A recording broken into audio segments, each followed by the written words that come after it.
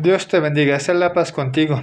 Hoy vamos a estar en la profecía de Malaquías, capítulo 3, verso 13. Dice, ustedes han dicho cosas muy duras contra mí y todavía preguntan, ¿qué es lo que hemos dicho en contra tuya?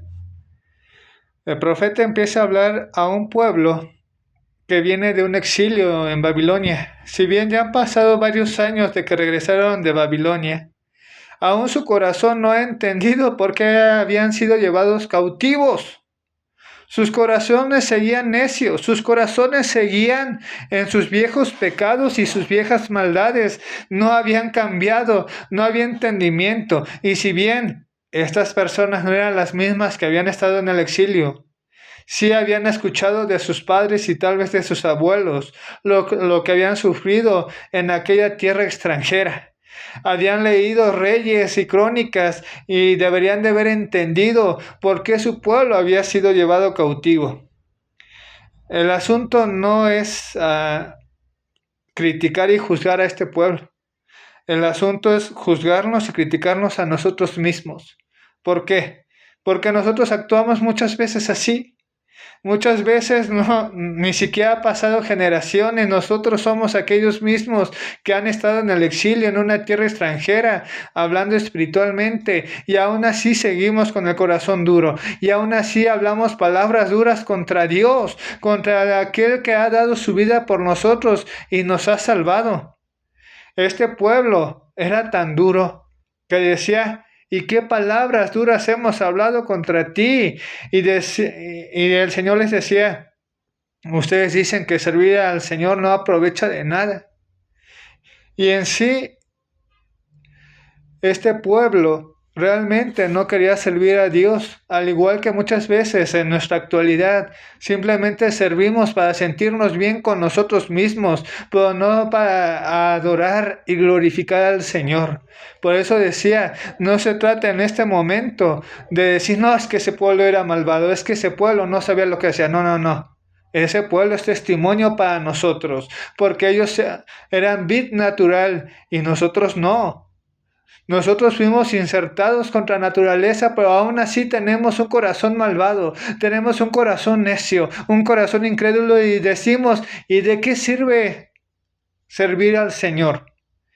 Muchas veces nos damos por bien servidos cuando servimos simplemente todos los domingos y llegamos tarde y nos vamos temprano y leemos, pero leemos por compromiso o por obligación más bien, pero no para agradar y para conocer la voluntad del Señor, lo que el Señor quiere que nosotros hagamos. Basta ya de eso, porque aunque pensemos que no somos violentos, sí lo somos. No nos gusta someternos al que predica, no nos gusta someternos al que adora, no nos gusta escuchar que nos digan que somos pecadores, pero sí nos gusta cuando nos dicen que Dios nos va a ayudar, que Dios nos va a levantar. Eso sí nos encanta, pero cuando nos dicen tienes que obedecer, tienes que cambiar tu camino, ya decimos palabras y frases violentas, no solamente contra el que predica, sino aún contra Dios. Examina tu corazón, porque esta profecía nos lleva a examinar si estamos siendo poco comprometidos con el Señor, si no estamos haciendo las cosas de la manera correcta. Últimamente he estado hablando, más bien he estado escuchando de personas que hablan contra la rutina. En sí la rutina no es mala. El problema de la rutina es que muchas veces no tenemos sentido para hacerla. Lo hacemos, pero al fin y al cuentas nos termina pareciendo chocante, nos termina pareciendo aburrida. Y no se trata de ello, se trata de que entendamos por qué hacemos las cosas. La rutina en sí no es mala, lo malo es que no entendemos por qué lo hacemos, no entendemos por qué estuvimos exiliados en Babilonia, no entendemos por qué regresamos y tenemos que estar haciendo las mismas cosas. Sin embargo, hay que entender que todo esto tiene un propósito, que no se trata de hacer simplemente cosas nuevas y novedosas, sino que hay que hacer lo que el Señor nos ha mandado, lo que el Señor tiene para con nosotros, porque aún este pueblo decía, vemos al malvado y el malvado es bendecido. Aún le decían bienaventurados.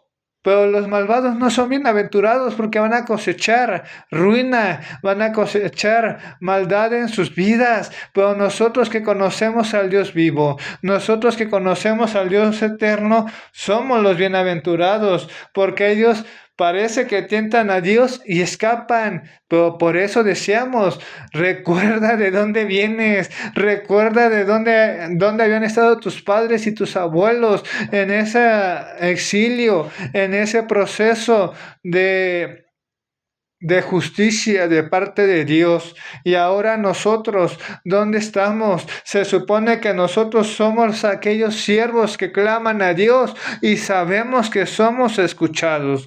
¿Tú dónde estás? ¿Sabes que Dios te está escuchando? ¿Sabes que Dios está escuchando tu oración y eso lo consideras prosperidad? ¿O tú consideras prosperidad simplemente tener casas, carros, negocios y varias cosas? No, eso no es simplemente prosperidad.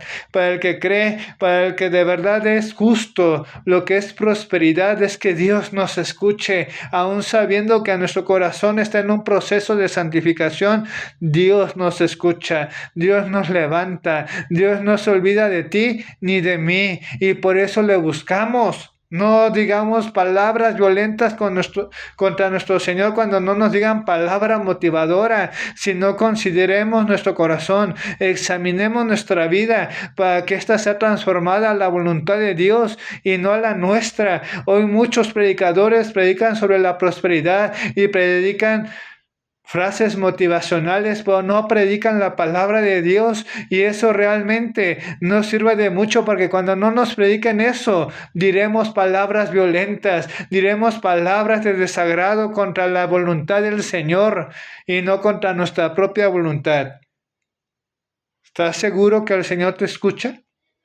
¿Estás seguro que Dios está obrando en tu vida? Si Dios está obrando en tu vida, es hora de que quitemos las palabras violentas de nuestro corazón, que podamos reconocer que Dios está obrando en nuestro corazón. Sí, va a haber muchas cosas que puedan ser que no nos agraden. Puede haber momentos que no nos sintamos cómodos, pero sigamos clamando al Señor, porque al fin y al cabo sabemos que Él nos escucha.